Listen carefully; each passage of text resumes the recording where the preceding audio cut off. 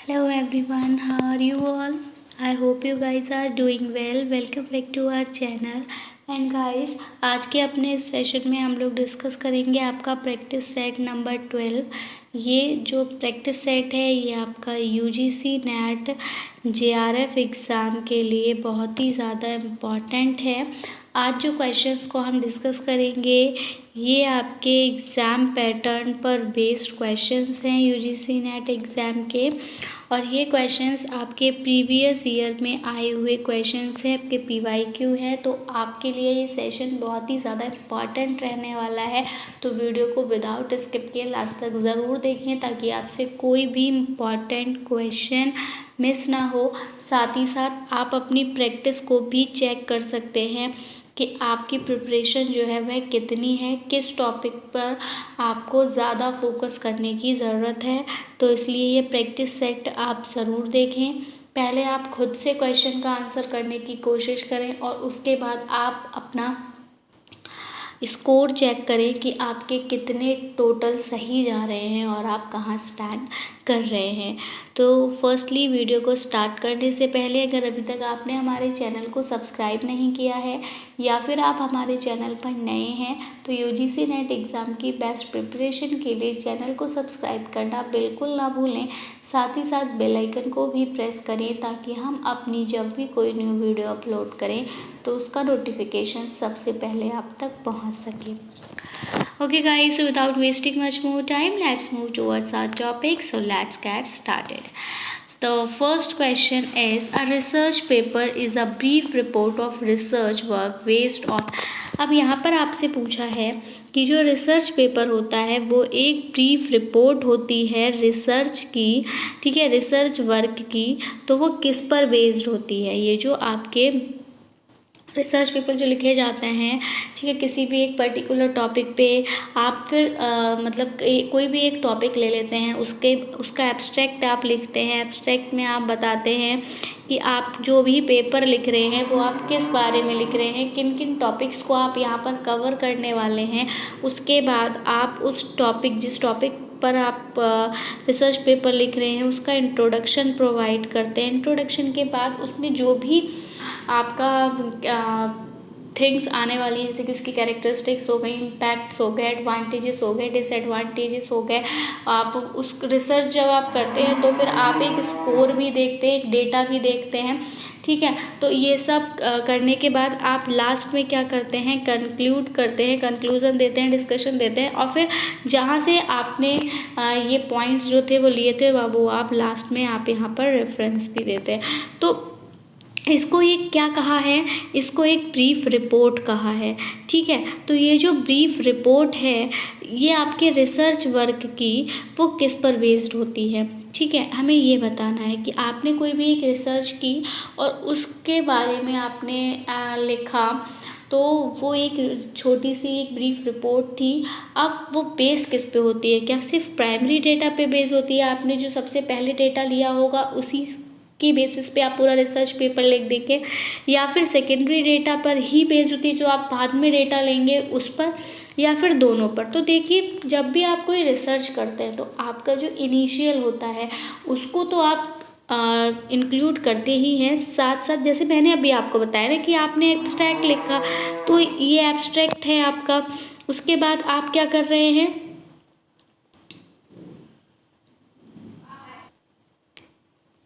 ठीक है, जो आपने एब्स्ट्रैक्ट लिखा तो आप वहाँ बता रहे हो ना कि आपने जो भी रिसर्च की होगी तो आप उसी को बता रहे हो कि हमने ये देखा और ये हम कवर करने वाले हैं, ठीक है। आप जब कंक्लूड करते हो तो आपका फाइनल रिज़ल्ट क्या रहा था, ठीक है, वो आप बताते हैं। तो अगर हम कहते हैं कि इंट्रोडक्शन जो है वो आपका प्राइमरी डेटा पर बेस्ड है और आपका जो सेकेंडरी डेटा पर बेस्ड है वो आपका रिजल्ट है, कंक्लूज़न है, तो यानी कि आप यहाँ पर प्राइमरी और सेकेंडरी डेटा दोनों का यूज़ कर रहे हैं।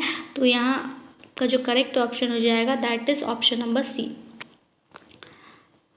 आगे बढ़ेंगे, देखेंगे सेशन का next question. And this question says that, यहाँ आपसे पूछा है कि Newton gave 3 basic laws of motion. Newton जो है वो 3 बेसिक लॉज दे रहा है आपके मोशन के, ठीक है, दिए हैं, सॉरी। तो न्यूटन ने 3 लॉज दिए हैं मोशन के। तो अगर इस पर अगर आप रिसर्च करेंगे तो ये रिसर्च को क्या कहा जाएगा? तो देखिए, ये जो रिसर्च है, न्यूटन ने 3 लॉ दिए हैं मोशन के, बहुत पहले से हम जानते हुए आ रहे हैं। आप क्या कर रहे हैं, आप देखना चाह रहे हैं कि ये जो लॉज दिए हैं ये सही है या नहीं है। तो जब आप इस पर रिसर्च कर रहे हैं तो ये रिसर्च आपकी फंडामेंटल रिसर्च कहलाएगी, क्योंकि ये ऑलरेडी एग्जिस्ट थे, ठीक है। ये पहले से ही लॉज जो थे वो आपके एग्जिस्ट कर रहे थे। अब आप उस पर रिसर्च कर रहे हैं, तो ये फंडामेंटल रिसर्च कहलाती है आपकी। आगे बढ़ेंगे, देखेंगे सेशन का next question. Group of experts in a specific area of knowledge.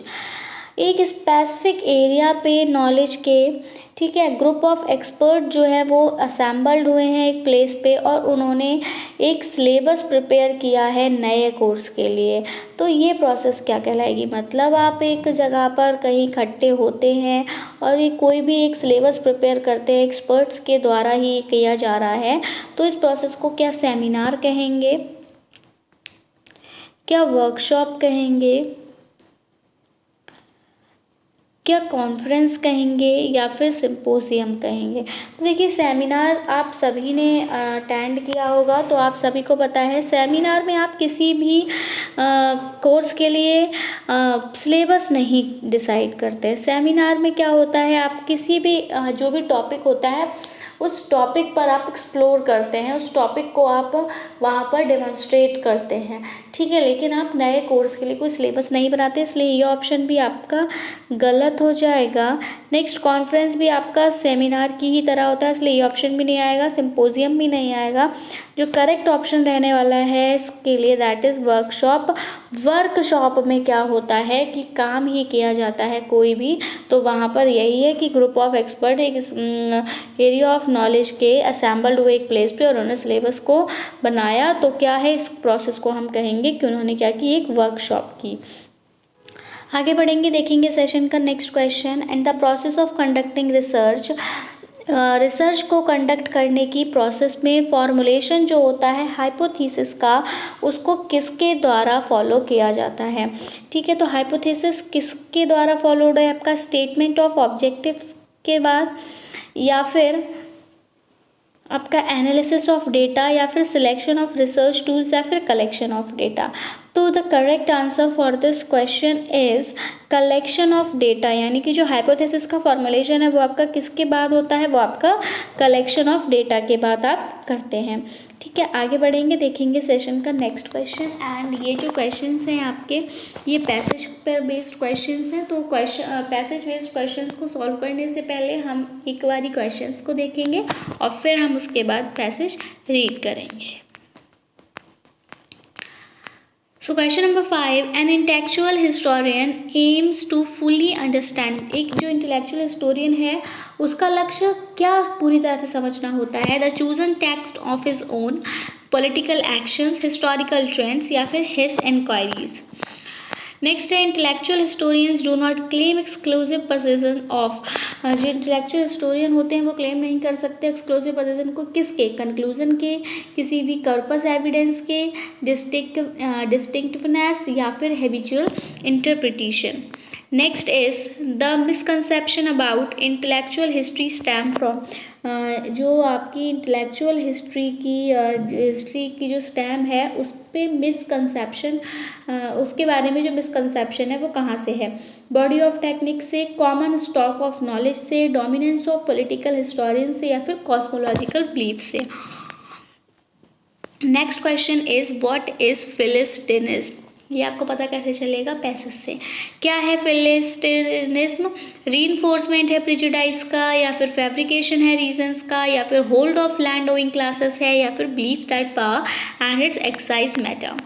Question number 9 is knowledge of cosmological beliefs or moral ideas of a period can be drawn as a part of literary criticism, history of science, history of philosophy, या फिर intellectual history। The last question of the passage is the claim that ideas of anyone is of systematic expression do not matter as if they were held by a minority is to have a licensed political class, a political action, a philosophy of literature या फिर the mirror image of Philistines. Okay guys, तो अब हम passage को read करेंगे और फिर हम अपने आंसर्स मार्क करेंगे। तो आप चाहें तो पैसेज का स्क्रीनशॉट ले सकते हैं या फिर मैं जो बोल रही हूँ उसको सुन सकते हैं, लेकिन सुनने से उतना समझ में नहीं आया क्योंकि मैं यहाँ पर आपको एक्सप्लेन नहीं कर रही हूँ। मैं जब रीड कर रही हूँ तो आप पैसेज को आप भी रीड कीजिए, ठीक है, तब आप ईजिली उसको समझ सकते हैं। All historians are interpreters of text if they be private letters, government records, or parish birth list or whatever. For most kinds of historians, these are only the necessary means to understanding something other than text themselves, such as a political action or a historical trend. Whereas for the intellectual historian, a full understanding of his chosen text is itself the aim of his enquiries. Of course, the intellectual history is particularly prone to draw on the focus of other disciplines that are habitually interpreting texts for purposes of their own, proving the reasoning that ostensibly connects premises and conclusions. Furthermore, the boundaries with adjacent subdisciplines are shifting and indistinct. The history of art and the history of science both claim a certain autonomy, partly just because they require specialized technical skills, but both can also be seen as a part of a wider intellectual history, as is evident when one considers, for example, the common stock of knowledge about cosmological beliefs or moral ideas of a period. Like all historians, the intellectual historian is a consumer rather than a producer of methods. His distinctiveness lies in which aspects of the past he is trying to eliminate, not in having exclusive possession of either a corpus of evidence or a body of techniques. That being said, it does seem that the level intellectual history attracts a disproportionate share of misunderstanding. It is alleged that intellectual history is the history of something that never really mattered. The long dominance of the historical profession by a political historian bred a kind of Philistinism and unspoken belief that power and its exercise was what mattered.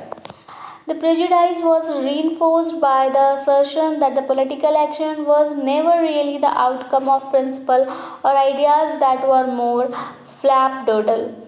The legacy of this percept is still discernible in the tendency to require ideas to have licensed the political class before they can be deemed worthy of intellectual attention, as if they were some reasons why the history of art or science or philosophy or literature was somehow of interest and significance than the history of parties or parliaments. Perhaps in recent years, the mirror image of the Philistinism has been more common in the claim that ideas of anyone is of systematic expression or sophistication do not matter, as if they were only held by a minority. So question number 5 is, an intellectual historian aims to fully understand.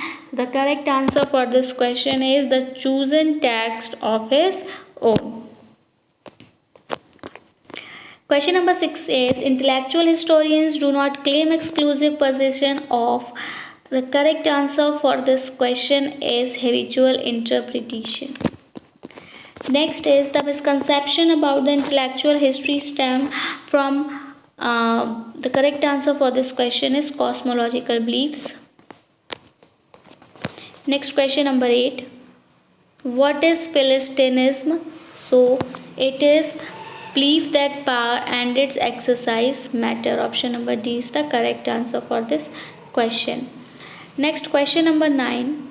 Knowledge of cosmological beliefs or moral ideas of a period can be drawn as a part of.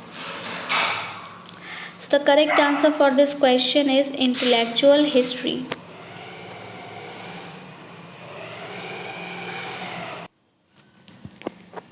So the correct answer for this question is option number D. Next, move towards our next question, and it is the claim that ideas of anyone is of systematic expression do not matter as if they were held by a minority is to have a license. The correct answer for this question is the mirror image of Philistines. Next move towards question number 11. यहाँ आपसे पूछा है कि जो public communication tends to occur within a more, यानी कि जो public communication है वो कहाँ होता है, ज़्यादा कॉम्प्लेक्स स्ट्रक्चर पर होता है, पॉलिटिकल स्ट्रक्चर पर होता है, कन्वीनिएंट स्ट्रक्चर पर होता है, या फिर फॉर्मल स्ट्रक्चर पर होता है. तो देखिए, जब आप पब्लिकली कम्युनिकेट कर रहे होंगे तब आप कब कर सकते हैं, जब अगर कोई जटिल संरचना है तो उस पर आप पब्लिकली नहीं कम्युनिकेट कर पाएंगे. ठीक है, अगर हम पॉलिटिकल स्ट्रक्चर की बात करें, राजनीति संरचना की बात करें, तो राजनीति में सिर्फ वही बोल सकता है जो पॉलिटिक्स से आपका बिलोंग करता है. यहाँ पर पब्लिक का कम्युनिकेशन नहीं होता, यहाँ पर नेता ही बोलता है, पब्लिक सिर्फ क्या करती है, सुनती है. ठीक है, तो ये भी नहीं होगा, ये भी नहीं होगा. फॉर्मल स्ट्रक्चर तो ये भी आपका नहीं होगा. The correct answer for this question is convenient structure. Public communication कब हो सकता है, जब जो स्ट्रक्चर है वो कन्वीनिएंट हो, सही हो, कंफर्टेबल हो, तब वहाँ पर जो पब्लिक है वो बोल सकती है. जैसे कि अगर मान लीजिए आप लोग किसी ट्रेन में जा रहे हैं, तो ट्रेन में आप जनरल डिब्बे में बैठे हैं, ठीक है, जनरल अपार्टमेंट पे अगर आप हैं और वहाँ पर जितने भी लोग प्रेजेंट हैं वो सब आपस में बात करने लगते हैं, क्योंकि जब आप ट्रेन से जा रहे हो तो ऑब्वियसली सी बात है कि जो आपकी जर्नी है वो लॉन्ग होगी, तो उस टाइम पर आप थोड़ा बोर होने लगते हैं, तो आपस में ही बात करके आप अपने टाइम को स्पेंड करने की कोशिश करते हैं, तो वही कन्वीनिएंट स्ट्रक्चर कहलाता है और वहाँ पर पब्लिक कम्युनिकेशन आपका करता है. Next one is question number 12 and it says that transforming thoughts, ideas and messages into verbal and non-verbal signs is referred to as. तो यहाँ आपसे पूछा है कि जब आप अपने विचारों को, अपने आइडियाज़ को, अपने मैसेज को वर्बल में और नॉन वर्बल साइन से रेफर करते हैं तो उनको क्या कहेंगे, तो उनको कोडिंग डिकोडिंग नहीं कहेंगे, उनको क्या कहेंगे, हम चैनलाइजेशन कहेंगे. जब आप अपने विचारों को, अपने आइडिया और अपने मैसेज को बोलकर और लिखकर सेंड करते हैं तो वो चैनलाइजेशन है. जैसे कि अभी हम जो कर रहे हैं, मैं आपको यूट्यूब पर क्लास दे रही हूँ, उसके बाद मैं इसका लिंक जो है वो टेलीग्राम चैनल पर आपको प्रोवाइड करती हूँ. ठीक है, तो ये क्या है आपका, मैंने अभी बोलकर आपको समझाया और उसके बाद मैं ये जो आप देख पा रहे हैं या नहीं देख पा रहे हैं, तो जो भी हमारे टेलीग्राम चैनल से जुड़े हुए हैं वहाँ पर हम टेलीग्राम चैनल पर ये लिंक सेंड कर देते हैं, या फिर आपको कभी कोई इन्फॉर्मेशन रिटन में देनी है तो वहाँ टेलीग्राम चैनल पर देते हैं, कोई नोट्स अगर आपको देने हैं तो वहाँ मिल रहे हैं, तो वो क्या है आपका नॉन वर्बल है. तो ये कैसे हो रहा है, चैनल के थ्रू हो रहा है, इसीलिए इसको क्या कहा जा रहा है, चैनलाइजेशन कहा जाएगा. आगे बढ़ेंगे, देखेंगे सेशन का next question and this question says that effective communication needs a supportive. अच्छा कम्युनिकेशन जो होगा उसको सपोर्टिव किसकी ज़रूरत होगी. अगर आप अच्छे से कम्युनिकेट करना चाहते हैं तो क्या इन्वायरमेंट, मतलब आर्थिक इन्वायरमेंट अच्छा होना चाहिए, बिल्कुल नहीं. कम्युनिकेशन के लिए पैसे की क्या ज़रूरत, आप मुंह से बोल रहे हैं ना, ठीक है, तो इकोनॉमिक का तो यहाँ पर कोई सवाल ही नहीं उठता. पॉलिटिकल इन्वायरमेंट में अगर आपको अच्छी कम्युनिकेशन करना है तो पॉलिटिकल इन्वायरमेंट की ज़रूरत भी नहीं है, क्योंकि वहाँ पर अगर हम बात करें तो इफेक्टिव कम्युनिकेशन हो ही नहीं सकता. ठीक है, मल्टी कल्चर इन्वायरमेंट, कल्चर की बात नहीं हो रही है, कम्युनिकेशन की अगर हम बात करें तो वहाँ कल्चर से आपका कोई इशू नहीं है. अगर आपने बोला कि लाने का मतलब हर लैंग्वेज में लाना ही होता है, देना नहीं हो जाएगा हर कल्चर में. ठीक है, आप खाना जो है उसको खाएंगे ही, चाहे आप किसी भी कल्चर से बिलोंग करते हैं. ऐसा नहीं हो सकता कि आप खाने को पीने लगेंगे किसी कल्चर में. ठीक है, लेकिन अगर हम अच्छा कम्युनिकेशन चाहते हैं, अच्छे कम्युनिकेशन के लिए सोशल एनवायरनमेंट का होना बहुत ज़्यादा ज़रूरी है. कैसे ज़रूरी है, देखिए, मान लीजिए कोई भी छोटा बच्चा है जो अभी से बोलना सीख रहा है, ठीक है। अब वो जिस एनवायरनमेंट में रह रहा है, उसके आसपास का जो समाज है, उसके आसपास के जो लोग हैं, उन वही जो बोल रहे हैं वही वो बच्चा जो है सीखेगा। जो वो सीखेगा वही तो वो बोलेगा, है ना। तो अगर आपके आसपास का जो समाज है वो जैसी लैंग्वेज यूज़ कर रहा है, बच्चा भी वैसी लैंग्वेज ही बोलेगा। तो जब वो बोलेगा, किसी से कम्युनिकेट उसी लैंग्वेज में करेगा जैसा कि वो अपने आसपास देख रहा है। तो इसलिए जो सोशल एनवायरनमेंट है वो अगर अच्छा होगा तो कम्युनिकेशन भी अच्छा होगा। तो इफ़ेक्टिव कम्युनिकेशन सपोर्ट करता है आपके सोशल एनवायरनमेंट को। आगे बढ़ेंगे, देखेंगे सेशन का next question. And this question says that a major barrier in the transmission of cognitive data in the process of communication is an individuals. अब जो सबसे बड़ी कठिनाई आती है कॉग्निटिव डेटा के ट्रांसमिशन में, कम्युनिकेशन की प्रोसेस में, ठीक है, जो संज्ञानात्मक आंकड़ा जो होता है उसको ट्रांसमिट करना कम्युनिकेशन की प्रोसेस में किसी भी एक इंडिविजुअल के लिए, तो वो क्या है, सबसे बड़ी बाधा क्या है किसी भी एक इंडिविजुअल के लिए? पर्सनैलिटी है, एक्सपेक्टेशंस हैं, सोशल स्टेटस है, या फिर कोडिंग एबिलिटी है। तो दैट इज़ कोडिंग एबिलिटी। क्योंकि जब बात आ रही है कॉग्निटिव डेटा की, तो संज्ञान क्या है ये तो आप कोडिंग से ही पता चलेगा, ठीक है। आपके संज्ञान का टेस्ट हम कैसे ले सकते हैं? संज्ञान क्या है? ज्ञान, ठीक है, ज्ञान से भरा। तो इसके लिए आपको पर्सनालिटी की ज़रूरत नहीं, ज़रूरी नहीं जिसकी पर्सनालिटी अच्छी नहीं है उसको ज्ञान ना हो, ठीक है। तो सोशल स्टेटस से भी कोई मतलब नहीं है, जिसको ज्ञान होता है उसके आसपास क्या हो रहा है उससे कोई फ़र्क नहीं पड़ता, ठीक है। और एक्सपेक्टेशन भी यहाँ पे नहीं मैटर करता है। कोडिंग एबिलिटी उसकी जितनी अच्छी होगी उतना अच्छा उसका संज्ञान होगा, ठीक है। So option number D is the correct answer for this question. Next question number 15, when communicated institutionalised stereotypes become. जब बोला जाता है तो जो इंस्टीट्यूशनलाइज्ड स्टीरियोटाइप होते हैं, मतलब जो पहले से बनाई गई विचार होते हैं, आपकी धारणाएं होती हैं, वो क्या हैं? आपके मिथ्स हैं, रीजन्स हैं, एक्सपीरियंसेस हैं, कन्विक्शंस हैं। तो the correct answer for this question वो आपके एक्सपीरियंस होते हैं। आप अपने एक्सपीरियंस पे ही तो स्टीरियोटाइप बनता है ना। जैसे आप एक्सपीरियंस की अगर हम बात करें तो जो आपके घर में आपके दादी दादा वगैरह होते हैं, उनको समाज की, उनको दुनिया की बहुत ज़्यादा नॉलेज होती है, जबकि वो पढ़े हुए नहीं होते। तो ऐसा क्यों है? क्योंकि उनका एक्सपीरियंस ज़्यादा है, ठीक है। तो इसीलिए जो कम्युनिकेटेड इंस्टीट्यूशनलाइज्ड स्टीरियोटाइप होता है वो क्या बन जाता है? आपका एक्सपीरियंस बन जाता है। नेक्स्ट है, in mass communication selective perception is dependent on the receivers. Mass communication में जो सिलेक्टिव परसेप्शन होता है वो किस पर डिपेंड करता है? रिसीवर के। तो वो डिपेंड करता है आपके रिसीवर के रिसेप्टिविटी पे, ठीक है। रिसेप्टर क्या सुन रहा है, उस तक क्या पहुंच रहा है, उस पर डिपेंड करेगा उसका परसेप्शन। जैसे मान लीजिए, परसेप्शन का मतलब जैसे आप क्या समझ रहे हैं, आप क्या सोच रहे हैं, ठीक है। एक बात अगर 4 ग्रुप में 4 पीपल्स खड़े हैं तो एक बात 2 को पसंद आएगी लेकिन 2 को नहीं आएगी। अब हो सकता है कि वो उसको अलग तरह से लेके जा रहे हों, ठीक है। तो यही कहलाता है परसेप्शन किस पे बेस्ड है कि वो क्या सुन रहे हैं, ठीक है। एक ही वर्ड जो है आपका, एक ही सेंटेंस, उसके 2 मीनिंग हो सकते हैं। अब वो कौन सा मीनिंग समझ रहे हैं उसी तरह से तो वो अपनी धारणा बनाएंगे, ठीक है। तो जो मास कम्युनिकेशन की अगर हम बात करें तो वो रिसीवर के रिसेप्टिसिटी पे बेस्ड करती है कि उसने सुना क्या है, और फिर तब वो जैसा उसने सुना है उसके अकॉर्डिंग वो समझेगा। क्लियर है? बिल्कुल, ठीक है। नेक्स्ट आगे बढ़ेंगे, देखेंगे सेशन का next question. And this question says that determine the relationship between the pair of words numerator denominator. आप देखिए, न्यूमरेटर डिनोमिनेटर बचपन से पढ़ते हुए आ रहे हैं। अगर मैं एक फ्रैक्शन लिख दूं, ठीक है, मैं एक फ्रैक्शन लिख दूं 10/5, तो यहाँ पर अगर हम बात करें तो ये क्या है? आपका न्यूमरेटर,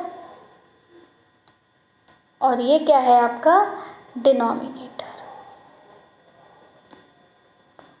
अब इसी फ्रैक्शन के लिए 10/5 के लिए आपको यहाँ से करेक्ट ऑप्शन चूज करना है। तो आप इसको क्या टॉप और बॉटम बोल सकते हो? बिल्कुल नहीं बोल सकते। आप इसको क्वेश्चन तो आपको पता है ना, अगर हम इसको डिवाइड करें 5 1 जा 5, 5 2 जा 10, तो ये जो आया ये आपका क्वेश्चन है, यानी कि ये भी नहीं होगा। ठीक है, फ्रैक्शन और डेसिमल, फ्रैक्शन हाँ मान लेंगे, फ्रैक्शन तो ये है लेकिन ये डेसिमल नहीं है, इसलिए ये ऑप्शन भी गलत हो जाएगा। करेक्ट आंसर जो रहेगा वो क्या है आपका? डिवाइडेंड है और डिवाइजर है।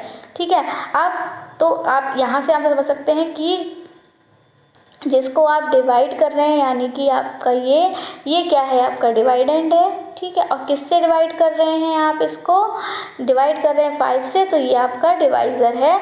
So option number D is the correct answer for this question. आगे बढ़ेंगे, देखेंगे सेशन का next question, and this question says that find the wrong number in the sequence. अब आपको यहाँ पर रॉन्ग नंबर फाइंड करना है। अब आप देखेंगे कैसे करते हैं। कुछ नहीं करना, पैटर्न को एक बार ऑब्जर्व कर लीजिए। देखिए 25 है, 27 है, यानी कि यहाँ पर आपके कितने 5 में कितने ऐड होंगे? जो 7 आता है तो आपके 2 ऐड होते हैं। 27 से 30 में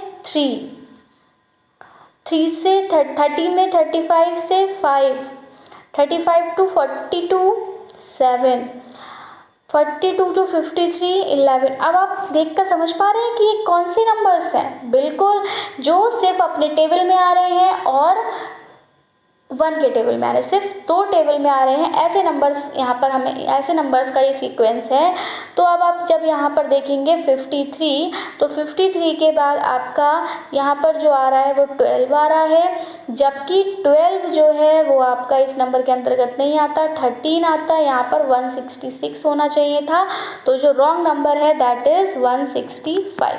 आगे बढ़ेंगे, देखेंगे सेशन का next question, and this question says that if hobby is coded as. अब देखिए बहुत इजी है ये भी। अगर हॉबी को IOBY लिखा जा रहा है और लॉबी को MOBY लिखा जा रहा है, तो बॉबी को क्या लिखेंगे? बिल्कुल, तो देखिए आप यहाँ पर H के बाद तुरंत I आ गया है। ठीक है, कुछ और आगे देखने की ज़रूरत ही नहीं है, इस B को सिंगल B कर दिया है। ठीक है, जब 2 होते हैं आप लोग LCM HCF निकालते हैं, तो अगर जब 2 पेयर होते हैं तो उनको आप सिंगल मान लेते हैं और सिर्फ एक बार ही उसका मल्टीप्लाई करते हैं। ठीक है, 2 ही मानेंगे हम इसको। तो इसी तरह से B और B को क्या मान लिया? सिर्फ B मान लिया, और फिर H के बाद I और L के बाद M है, यानी कि B के बाद क्या आएगा? C आएगा। अब ये D वाले जो ऑप्शन है और B वाले ऑप्शन है, इनको हम सबको कट कर देते हैं, सीधे आ जाता है आपका copy. Option number B is the correct answer for this question.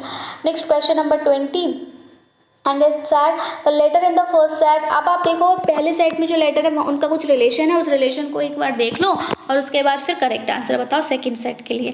अब आप देखो K और T, तो अब आप जब काउंट करोगे ABCD को, ठीक है, लिखोगे ABCDEFGHIJK। अब आप जब इनको नंबर दो 1 2 3 4 5 6 7 8 9 10 11। तो अब आप क्या देख रहे हैं कि क्या नंबर आ रहा है? 11 आ रहा है।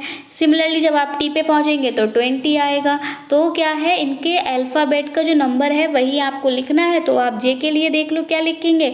ABCDEFGHIJ, यानी कि कितना? 10। अब 10 वाला आप यहाँ पर फिर आपका 11 वाला कट जाएगा, इसको कट कर दीजिए। अब R के लिए आप जब काउंट करेंगे और R के लिए देखेंगे तो करेक्ट जो ऑप्शन रहेगा आपका that is option number B, 10 and 18। Question number 21 says that if A is equals to 5, अगर A इज इक्वल्स टू 5 है, B इज इक्वल्स टू 6 है, C इज इक्वल्स टू 7 है, तो आप क्या समझ रहे हैं इससे कि आपको इन नंबर्स के लिए बताना है। तो आप जब आप देख लो ABCD, तो यहाँ पर 5 है, 6 है, 7 है, 8 है, ऐसे है ना। तो यानी कि नीचे बढ़ता चला जाएगा। A को 5 से शुरू किया है, बस 1 से ना करके 5 से कर दिया और आगे ऐसे ही नंबर्स बढ़ते चले जाएंगे। तो अब आप बताओ 17 पे कौन सा नंबर आएगा? काउंट कीजिए ABCDEFGHIJKLM और 5 से स्टार्ट है, यानी कि क्या आएगा आपका? M आएगा। 19 की अगर हम बात करें तो फिर MNO, यानी कि 18 और 19, यानी कि फिर आपका O आएगा। फिर 20 के लिए क्या आएगा? मैनो P आएगा, यानी कि ठीक है। अब 9 के लिए आपका क्या आ रहा है, ई आ रहा है ना, और डी के लिए आपका क्या आ रहा है, सॉरी 8 के लिए आपका क्या आ रहा है, डी आ रहा है। तो ये आपका क्या बन गया, मॉप्ड। आगे बढ़ेंगे, देखेंगे सेशन का next question and this question is that the price of oil is increased by 25%। किसी भी एक ऑयल है उसका प्राइस जो है 25% बढ़ा दिया गया है। अगर एक्सपेंडिचर अलाउ नहीं कर रहा है टू इंक्रीज बढ़ना, तो जो रेशियो होगा रिडक्शन में कंजप्शन के और ओरिजिनल कंजप्शन के, वो क्या होगा। So the correct answer for this question is 1:5। आप इसको सॉल्व करेंगे। Next is question number 23। यहाँ पर पूछा है कितने ऐसे 8 हैं, इस सीक्वेंस में आपको ऐसे 8 बताने हैं जो कि 5 के बाद आ रहे हों लेकिन 3 उनके आगे ना हो। ठीक है, यानी कि ऐसा 8 आपको देना है कि 5 के बाद आए, इनको हम काउंट करेंगे, लेकिन अगर 8 के बाद 3 है तो हम इसको काउंट नहीं करेंगे। इस तरह से जब आप इसको काउंट करेंगे आप देखेंगे आपके 3 आपको 8 यहाँ पर ऐसे दिखाई देंगे। नेक्स्ट क्वेश्चन नंबर 24 है कि अगर कोई भी रेक्टेंगल सर्कल है, अब आप यहाँ पर देख लीजिए, जैसे कल हमने ट्री वाला किया था ऐसे ही है कि रेक्टेंगल को सर्कल कहा, सर्कल को एक पॉइंट कह दिया, इस पॉइंट को आपने एक ट्राइंगल कह दिया और इस ट्राइंगल को एक स्क्वायर कह दिया। तो अब आपसे पूछा है कि इस जो आपका व्हील है इसका शेप क्या होगा। तो आपसे भी क्या बोला, व्हील है, तो व्हील का शेप कैसा होता है, सर्कल होता है। सर्कल को क्या कहा गया है, पॉइंट कहा गया है, तो क्या होगा, point. Next question number 25 and last. यहाँ पे पूछा है कि कौन सा मेथड जो है वो बेस्ट सूटेड है डिफरेंट क्रॉप्स का, अगर आपको डिस्ट्रीब्यूशन करना है, स्टैंडर्ड क्लासिफिकेशन ऑफ क्रॉप्स जो दिया है, तो आप किसका यूज़ करेंगे, पाई डायग्राम का, क्रोमैटिक टेक्निक का, आइसोप्लाथ टेक्निक, डॉट मेथड का। ये सारे हम आपको बता चुके हैं एक प्रीवियस वीडियो में। ठीक है, एक क्वेश्चन हमने सॉल्व किया था उससे हम ये सारे एक्सप्लेन तो कर चुके हैं। तो आपका जो करेक्ट आंसर आएगा, जब आपको क्रॉप का डिफरेंट क्रॉप को आपको लेवल करना है, इसका डिस्ट्रीब्यूशन बताना है, तो it is chromatic technique. Option number 20 the correct answer for this question. I hope आपको आंसर क्लियर हुआ होगा। वीडियो पसंद आई हो तो प्लीज़ इसको लाइक करें, साथ ही साथ अपने फ्रेंड्स में शेयर करें ताकि उनको भी इसका बेनिफिट मिल सके। So that's it from my side. I will be coming back with some new important questions. Till then take care and bye bye. Thanks for watching. Thanks, have a nice day.